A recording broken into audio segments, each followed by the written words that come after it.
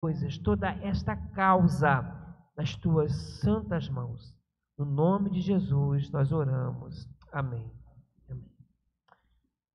Irmãos, eu não vou pregar em João, como tem feito durante este ano, mas vou falar sobre o nosso tema do ano, de certo modo, porque eu vou falar sobre a obra de Cristo na cruz. Vou falar sobre a essência do Evangelho, aquilo que é essencial para o Evangelho de Cristo. Hoje nós cantamos isso aqui, falamos de Jesus, e essa tem sido a pregação da nossa igreja, e deve ser a pregação da igreja do Senhor, da igreja de Cristo. Este ano, além da ênfase que nós temos dado às crianças, de certo modo, temos dado também ênfase a falar dessa essência do Evangelho. É o mês em que comemoramos a Reforma Protestante. Sabemos que Lutero foi um homem levantado por Deus para colocar aquilo que é fundamental, essencial do Evangelho. Ele deixou 5 solas, como ele mesmo colocou, dizendo que para o Evangelho de Cristo é necessário compreender que somente Deus, somente a graça, somente as Escrituras Sagradas, somente a fé e somente Cristo. E essa deve ser a nossa mensagem. Portanto, eu quero ler com os irmãos Gálatas, capítulo 1, verso de número 4. Gálatas 1, verso de número 4. Diz assim: Jesus entregou sua vida por nossos pecados, a fim de nos resgatar deste mundo mau, conforme Deus, nosso Pai, havia planejado. Que Deus seja servido em abençoar a sua santa e bendita palavra. Meus irmãos, ao lado da carta que Paulo escreve aos Romanos, Gálatas é considerada talvez a carta mais doutrinária de Paulo, pelos ensinos e pelo aquilo que é discutido nesta carta. Aqui em Gálatas, Paulo discute exatamente o nosso tema deste ano, a essência do Evangelho, o principal, a primazia do que é o Evangelho de Jesus Cristo. É interessante que ele começa essa carta lá no versículo 1, colocando as suas credenciais, se apresentando à igreja. Ele começa dizendo assim, em Gálatas 1:1, eu, Paulo, apóstolo, nomeado não por um grupo de pessoas, nem por alguma autoridade humana, mas pelo próprio Jesus Cristo e por Deus, o Pai, que ressuscitou Jesus dos mortos.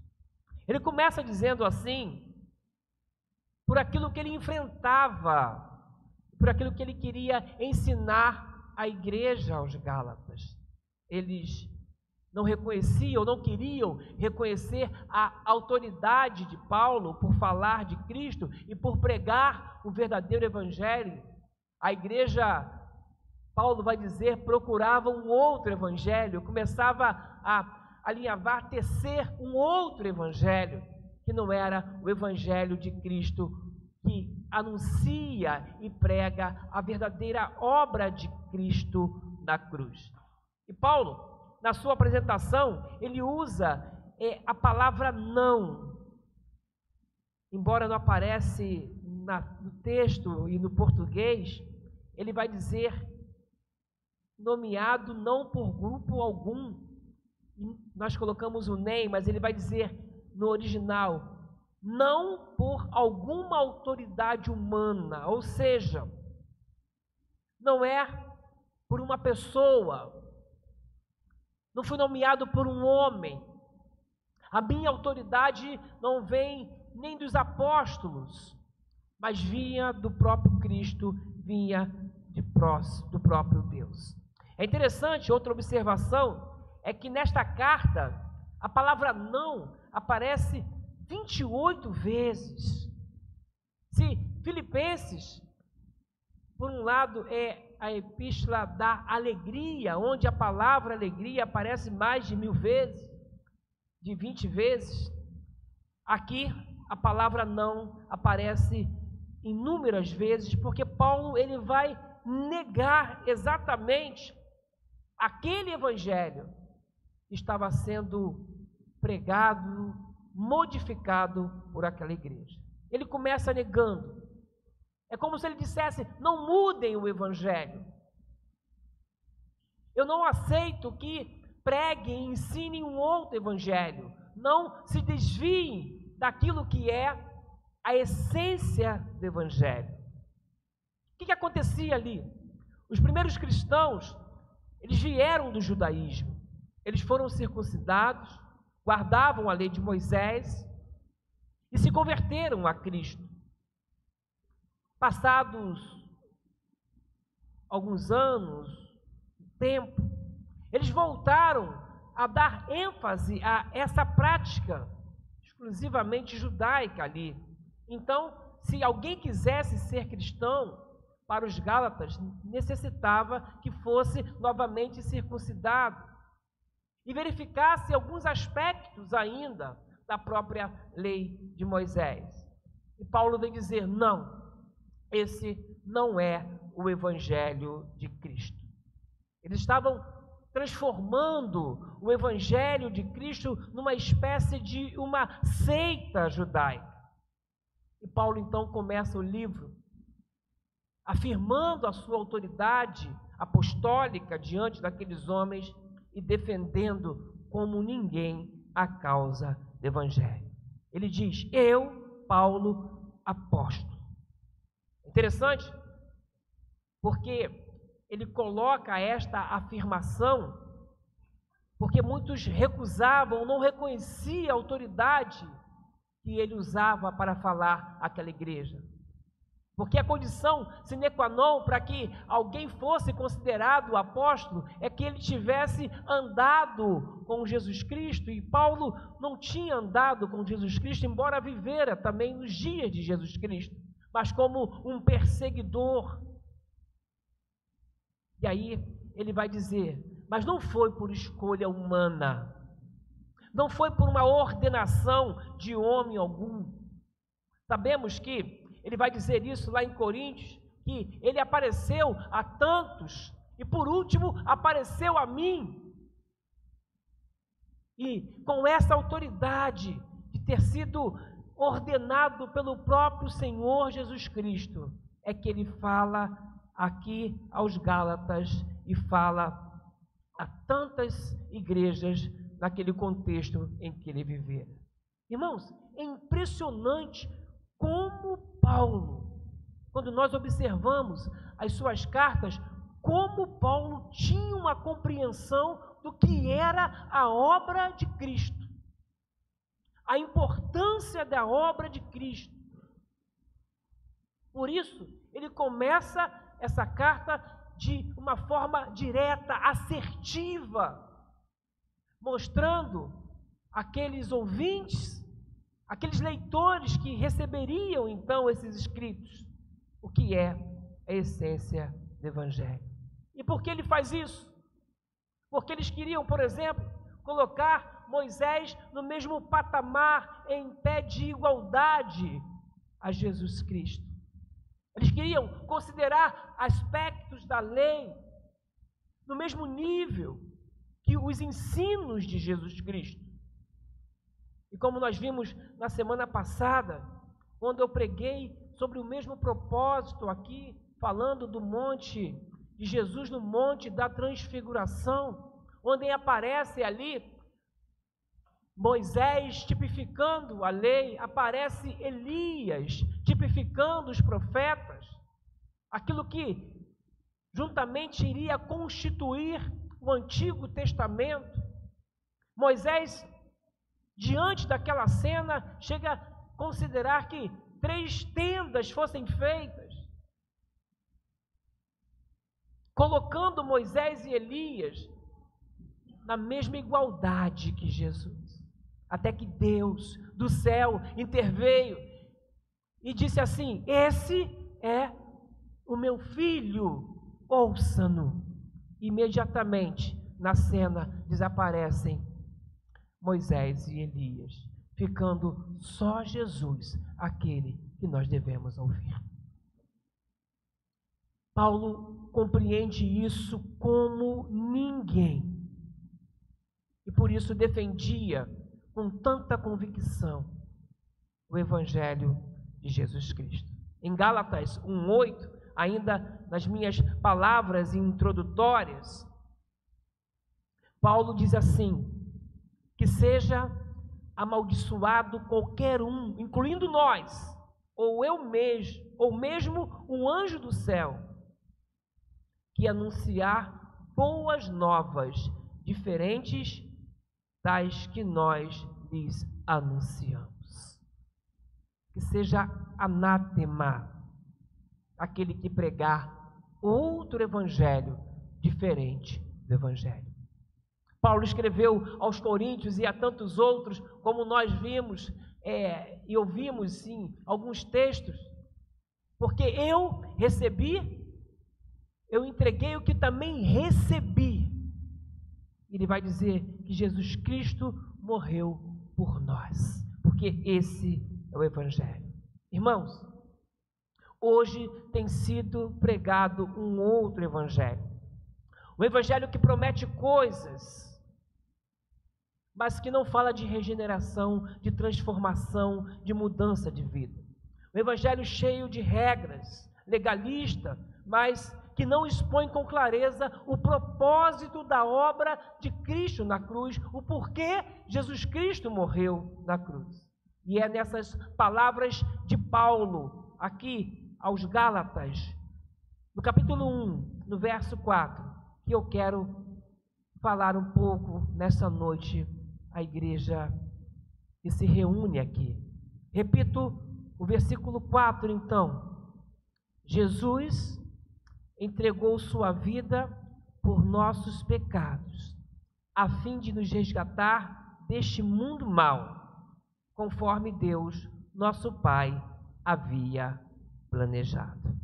E a primeira coisa que eu quero falar nessa noite é sobre a natureza da obra de Cristo.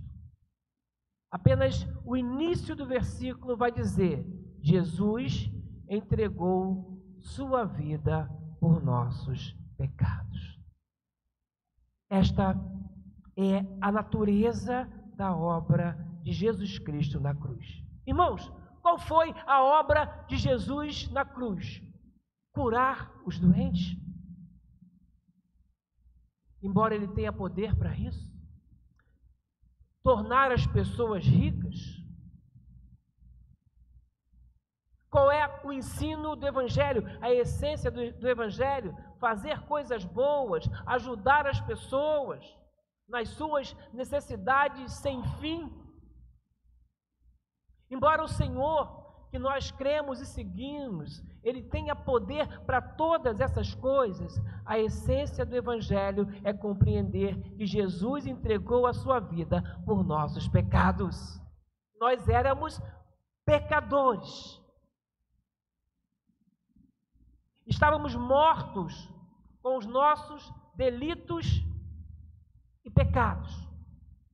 E Ele entregou a vida dele pelos nossos pecados, para sermos libertos dos nossos pecados. Nós estávamos mortos. Eu sempre pergunto isso: qual a maior necessidade de um morto? Casa, carro. A maior necessidade de um morto é vida. E Jesus morreu para que novamente tivéssemos vida. E a igreja precisa compreender isso, porque este é sim o ponto central do Evangelho de Cristo, é o ponto central da mensagem de Cristo, da mensagem de Paulo. A doutrina de Paulo era essa, irmãos: Como eu falei, eu vos entreguei o que também recebi, que Cristo morreu pelos nossos pecados, segundo as Escrituras Sagradas. E essa é a natureza, a essência do Evangelho. O nome de Jesus, que nós cantamos hoje aqui em alguns cânticos, não é um mantra, não é um nome mágico. Às vezes vemos naqueles carros adesivos, Jesus, este nome tem poder, né? Como se fosse um nome mágico, um amuleto verbal, como se fosse um pé de coelho que você carregasse com você para dar sorte. Já falei aqui, se pé de coelho desse sorte, o coelho não pediu o pé dele para virar amuleto. Querem transformar o Evangelho naquilo que ele não é de fato. A segunda pessoa da Trindade, ele se deu, ele se entregou pelos nossos pecados. E esse é o elemento mais forte que uma igreja deve se afirmar e pregar. Jesus morreu pelos nossos pecados. Paulo afirma isso. Ele afirma isso não sendo ele um despreparado. Por isso ele vai dizer: eu, Paulo, apóstolo. Irmãos, Paulo foi uma das mentes mais brilhantes da história da humanidade. Antes de Paulo, o Evangelho, ele era visto como uma seita chamada, conhecida como o caminho. Os cristãos, antes de Paulo, eram pessoas, sim, inexpressivas em sua maioria. E Paulo ajudou a tornar este Evangelho na religião mais dominante do mundo.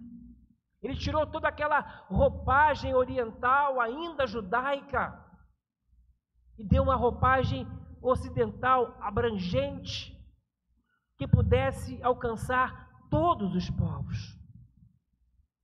E assim, através de Paulo, o Evangelho começou a ser espalhado pelo mundo. Ao ponto dele, Paulo, ser chamado de louco. Porque antes ele perseguia os cristãos e agora ele era o defensor deste Evangelho que ele recebeu de Jesus Cristo. E Paulo usou então toda essa capacidade, a sua erudição, o seu conhecimento na disposição de pregar este Evangelho. É interessante, já estou estudando Atos, que será o livro de estudo do próximo ano, e a gente percebe ali Paulo pregando em 4 idiomas diferentes. Ele prega em grego, ele prega em hebraico, ele prega em dialetos, em lugares que não falavam as línguas que nós conhecemos. E ele vai lá e prega o Evangelho. Era um profundo conhecedor da cultura grega. Quando ele chega no Areópago, lá em Atenas, o centro cultural do mundo naquela época, ele discute com filósofos sobre filosofia, mas apresenta a mensagem de Cristo na cruz. Quando ele vai a Roma, capital do mundo na época, ele apresenta o Evangelho às autoridades. E depois, com muito orgulho, quando escreve a carta aos romanos, ele vai dizer que há santos na casa de César, porque ele pregou o Evangelho na casa de César. Ele conhecia a essência do Evangelho. Ele não pregava doutrinas nem conceitos. Ele pregava uma pessoa, Jesus Cristo. E é essa pessoa que nós devemos anunciar aqui na nossa igreja. Seja nas nossas canções, nas nossas músicas, seja nas nossas mensagens, aqui nos lares, nos PGMs. Cristo, a natureza da obra de Cristo, a importância da obra de Cristo precisa ser anunciada. E a natureza é essa: Cristo morreu pelos nossos pecados. Ele deu a si mesmo por nós. Não foi para nos tornar mais saudáveis, embora necessitamos disso. Não foi para nos tornar mais bonitos, mais ricos. Foi para nos salvar que Ele morreu na cruz. Não foi para nos tornar poderosos ou famosos, encher a nossa rede social de seguidores. Não, não foi para isso. Jesus morreu na cruz. Igreja do Senhor, Ele morreu na cruz para nos salvar dos nossos pecados. Segunda coisa que eu quero dizer à igreja nessa noite. Falei da natureza e quero falar do propósito da obra de Cristo. O verso 4, ele vai dizer que Jesus entregou sua vida por nossos pecados. Falei da natureza, mas o verso segue dizendo o seguinte: a fim de nos resgatar deste mundo mau. Então, Ele nos salvou para quê? Jesus entregou a sua vida na cruz para quê? Respondam para mim. A fim de nos resgatar deste mundo mau. Livrar do mundo, mas que mundo? Que mundo é esse? A palavra traduzida por mundo aqui poderia ser traduzida por século. Eu acho que em algumas traduções está assim, o presente século é aion, que significa modelo ou sistema, conjunto de valores. Então não é nos separar do mundo no qual ou para o qual devemos pregar, mas de um sistema de valores que opera neste mundo, que a igreja precisa se distanciar e precisa se destacar e precisa resgatar aqueles que ainda são influenciados por esse sistema de valores. Paulo está falando que existe lá fora, sim, um sistema de valores formado pelo maligno, um mundo mau. O mundo mau que ensina o mal às nossas crianças. O mundo mau que desvia os nossos jovens, ensinando ideologias, filosofias e tantas outras coisas a fim de destruir as vidas. Há um texto em Eclesiastes que diz que uma mosca morta é capaz de estragar o unguento de um perfumador, toda uma bacia de perfume. Se não me engano, Eclesiastes 10, não me lembro agora. E é interessante, eu sempre olhei para aquele versículo e imaginei, como assim uma bacia grande, aonde um perfumador deixava ali o perfume apurando para ter um cheiro melhor, vem uma mosquinha pequenininha e tchum, e estraga tudo aquilo. Na minha lógica, o menor não poderia estragar o maior. Era para a mosca ficar perfumada. Mas não é isso que acontece. Porque o mal é assim. Às vezes você passa anos educando, ensinando um filho e 5 minutos de conversa com quem não presta. Às vezes é o suficiente para mudar uma cabeça, para levar, para atrair uma pessoa. Cristo veio para nos alertar disso. Por isso, irmãos, nós precisamos estar atentos, não podemos brincar de igreja, porque nós temos um propósito.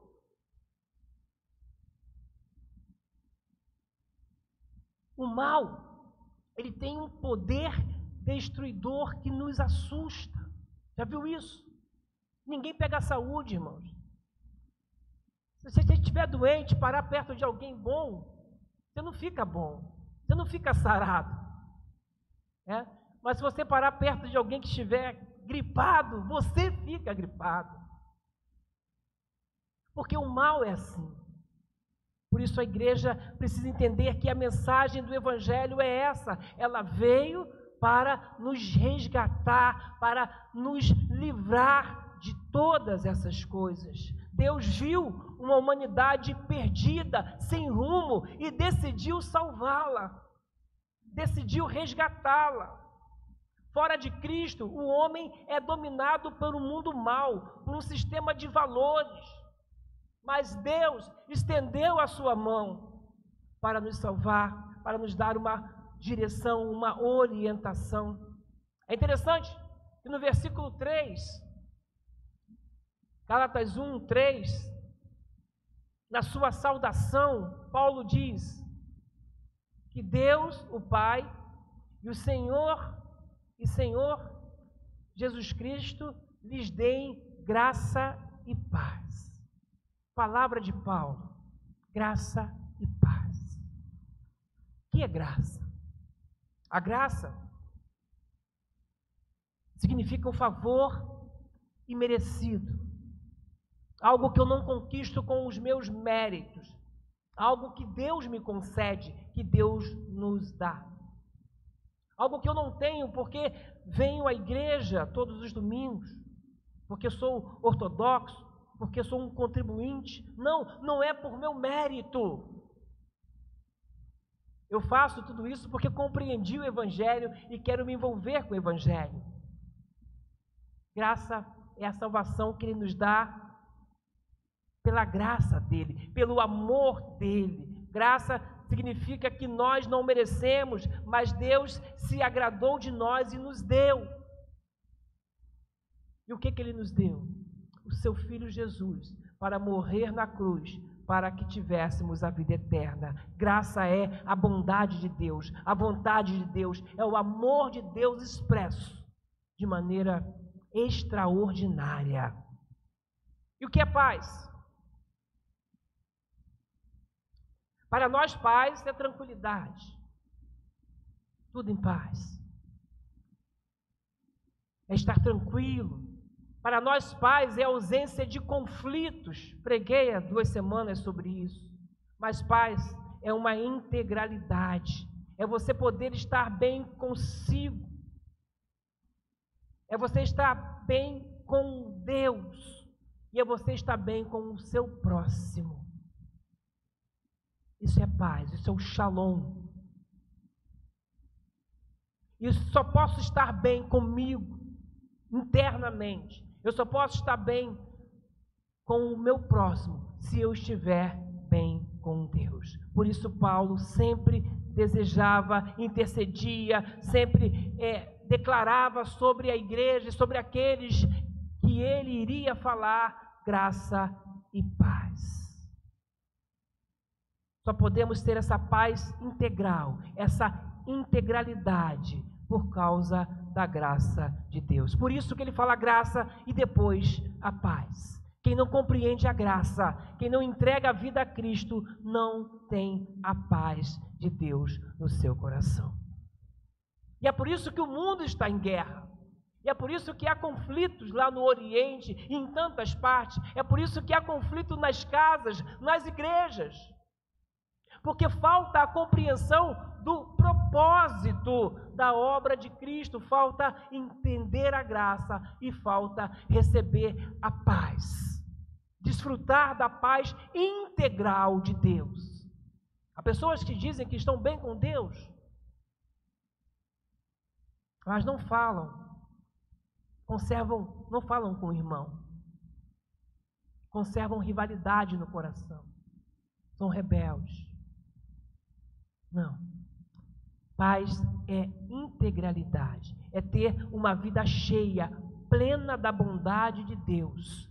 E aí eu compreendi o propósito do Evangelho. O sentido da vida não é acumular coisas. Semana eu fiquei sabendo que a gente pensa que paz é ter coisas. Eu fiquei sabendo de uma pessoa que suicidou num condomínio de luxo, conhecida de uma paciente minha. E eu fiquei pensando assim, o que leva uma pessoa que mora num o edifício de um apartamento por andar, cometer suicídio. Tem dinheiro, mas não tem mais nada além disso. Sabe o que leva a isso?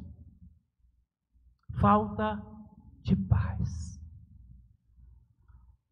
Pessoas que estão envolvidas com o mundo mal, que foram contaminadas com o mundo mal, que procura a paz aonde não se encontra a paz, que dá a paz não como Cristo dá, mas como o mundo dá,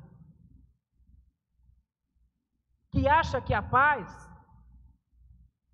é ter tudo isso que este mundo, que esse sistema de valores oferece, está comprovado que não traz paz ao coração humano. E é isso que Paulo está dizendo aqui: graça e paz. E ele vai dizer: Jesus entregou a sua vida por nossos pecados, a fim de nos resgatar deste mundo mau. Se nessa noite, você que entrou aqui, você se considera ainda envolvido com valores, com tantas coisas deste mundo que, como já foi dito aqui, só oferece aflições. Eu quero dizer que Deus te chama para viver essa paz. Entregue a sua vida a Jesus. Comprometa-se com Ele para que você possa fugir desse sistema de valores. Irmãos, não pense que estou pregando só para quem não conhece a Cristo, porque nós, cada dia, somos mais envolvidos e desejamos mais as coisas desse sistema de valores. Perdemos os nossos tempos, os nossos dias, investimos muito mais o nosso dinheiro com aquilo que nos escraviza e não com o Evangelho que nos liberta. E eu preciso entender qual o propósito da obra de Cristo. E eu quero concluir a minha palavra falando sobre o cumprimento da obra de Cristo.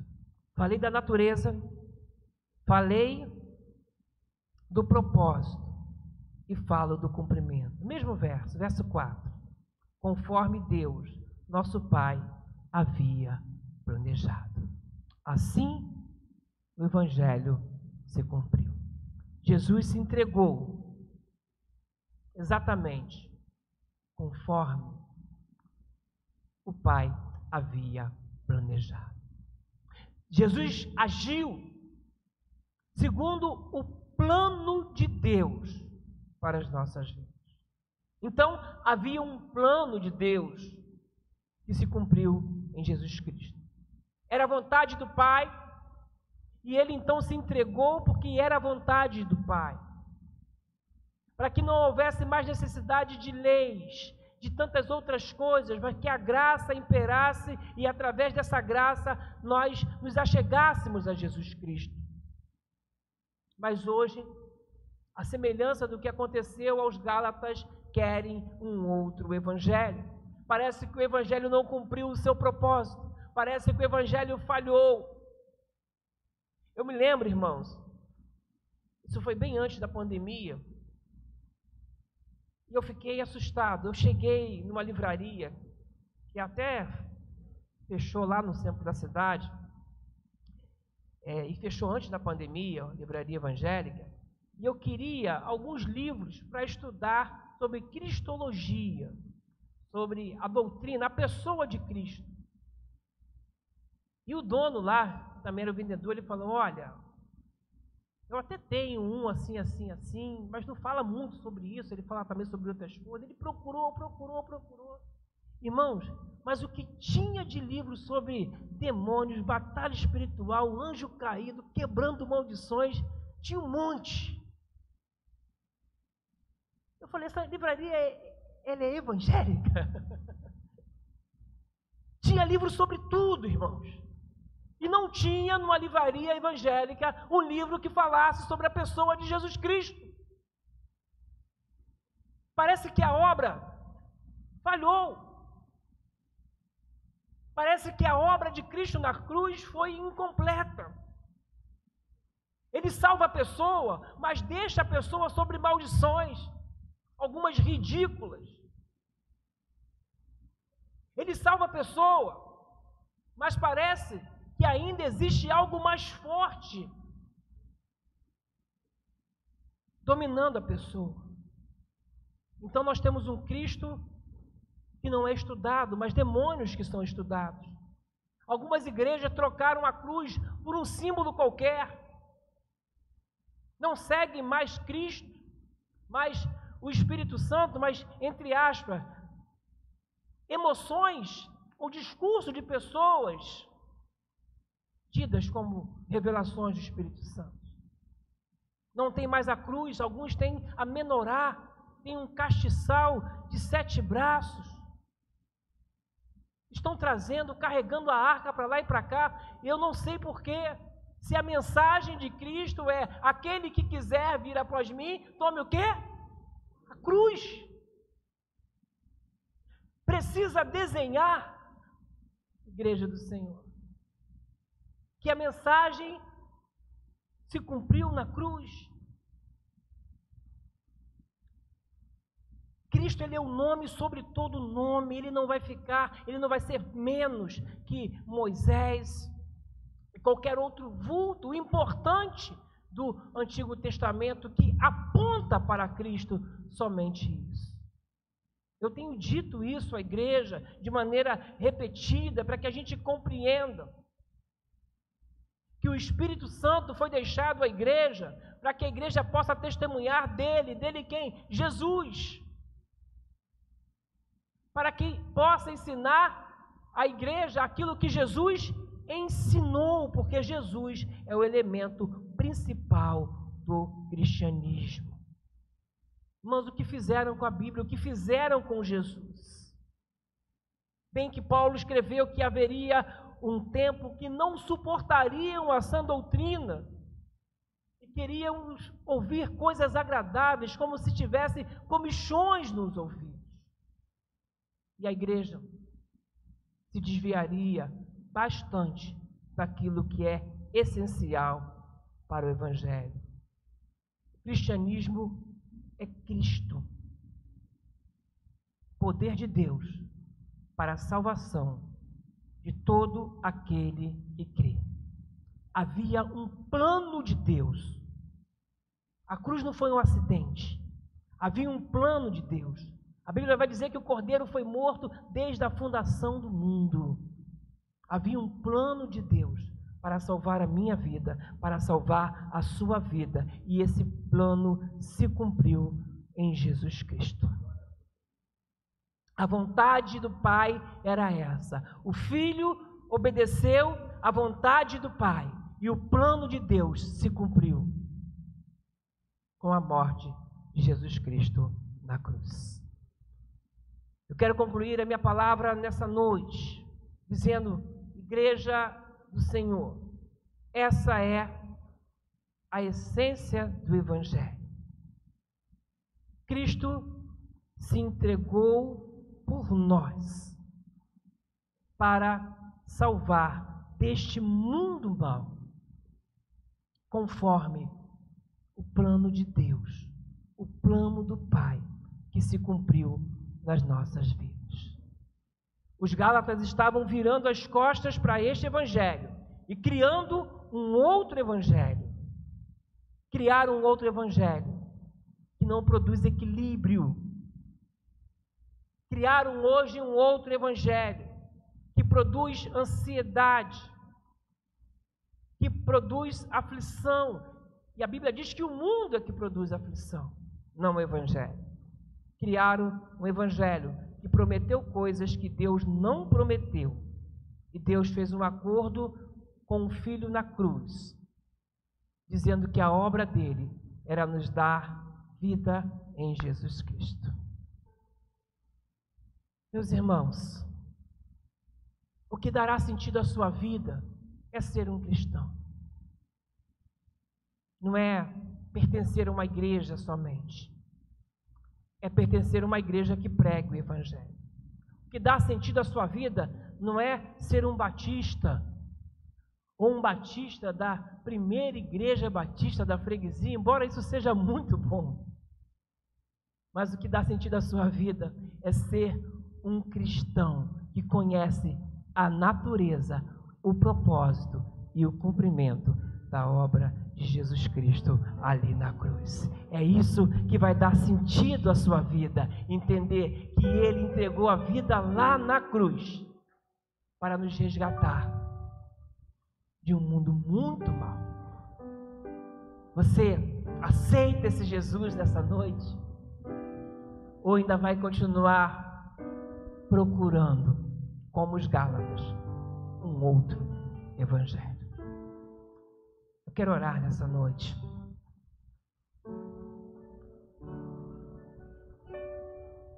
Quero orar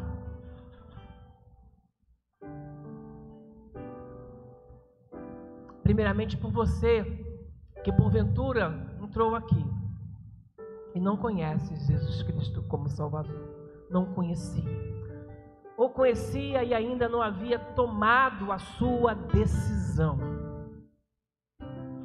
E se nessa noite você quer receber Jesus, você entendeu a natureza, que Ele morreu na cruz, Ele entregou a vida dele para nos salvar de um mundo mau, para morrer pelos nossos pecados, e você quer ser essa pessoa liberta deste mundo, esta pessoa que quer ver os seus pecados perdoados, faça um sinal. Eu quero orar pela sua vida nessa noite e pedir que Deus abençoe nessa noite. Alguém que entrega a vida a Jesus nessa noite? Alguém? Faça um sinal. Quero apenas orar por você e pedir que Deus abençoe a sua vida. Agora eu quero orar pela igreja, para que a igreja venha se comprometer com essa mensagem do Evangelho, para que a gente deixe de lado algumas questões que mais nos dividem, nos afastam, para que a gente possa orientar os nossos ministérios, as nossas programações, para que em todas elas Jesus seja anunciado, que o nosso propósito não seja festejar, não seja fazer tantas outras coisas que na verdade são muito boas, mas que toda vez que a igreja abrir, toda vez que esse púlpito aqui for utilizado, que essa mensagem clara sobre Jesus seja anunciada, para que o mundo seja transformado, para que pessoas sejam retiradas deste mundo mau, deixem de ser iludidas e enganadas por esse presente século. E se você, em nome de Jesus, quer ser essa pessoa que quer comprometer a vida com a essência do Evangelho, eu queria que você ficasse de pé no seu lugar. Eu quero orar nessa noite pela sua vida. Amém. Louvado seja o nome do Senhor. Louvado seja o nome do Senhor, igreja do Senhor.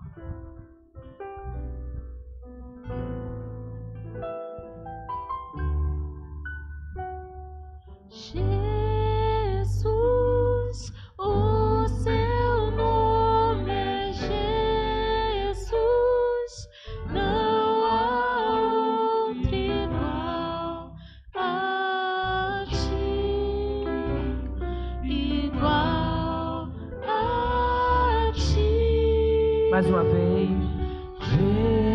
Jesus, o seu nome é Jesus, não há outro igual, não há outro igual a ti. Senhor Deus e Pai, nós louvamos o Teu nome, Pai, por essa noite. Quero te agradecer por esse grupo que veio aqui, Senhor Deus, pequeno, mas precioso, Pai, porque Tu trouxeste aqui para ouvir a mensagem do Evangelho, Pai. Muito obrigado por a igreja, por aqueles que estão de pé nessa noite, que querem se colocar comprometidos, Pai, com o que é de fato o Evangelho, Pai. Tanta coisa tem sido preparada, Senhor Deus, colocada, divulgada, Pai. Estão inventando um outro Evangelho, Pai. Tem misericórdia de nós. Se for necessário, Pai, uma nova reforma, um avivamento, Pai, que possamos fazer isso individualmente, voltando-nos para a Tua Palavra, Pai. Que não esperemos alguém se levantar, Pai, mas que nos levantemos nós para pregar esse Evangelho. Levanta essa igreja, Pai, para pregar esse Evangelho, Pai. Nós não queremos ter um Evangelho com a mensagem que encha igrejas, Pai, mas uma mensagem que transforma pessoas, Pai, que livram pessoas deste mundo mal, Pai, que falam, Pai, do pecado que leva para o inferno, Pai. Nós precisamos anunciar isso. Essa é a natureza, Pai. Este é o propósito de uma obra que se cumpriu em Jesus Cristo, Pai. Que se cumpriu em Jesus Cristo. E nós estamos de pé, comprometidos para pregar esse Evangelho. Capacita-nos, Pai, para anunciar ao mundo Jesus Cristo, salvação para todo aquele que crê. É a oração que eu te faço, Pai, no nome de Jesus. Amém. Amém. Vamos ficar de pé, igreja. Vamos cantar essa canção tão linda.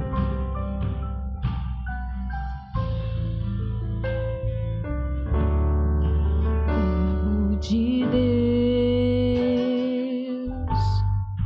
que tudo fez, tudo é por Ele, porque dele é o poder. Filho de Deus, sacrifício do Pai, cheio de graça e verdade, vimos sua glória. Jesus, Declare o nome de Jesus nessa noite. Declare que não há outro igual. Não há ninguém que se compare a Rei. Essa é a nossa mensagem. Igual a ti, Jesus, o seu nome é Jesus, não há outro igual, não há outro igual a ti.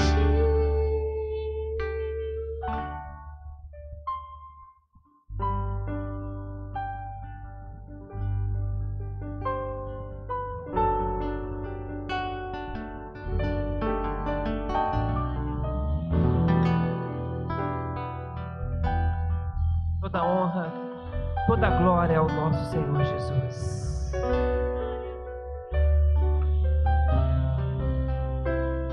Pai, nós estamos na tua igreja, Pai. Honra,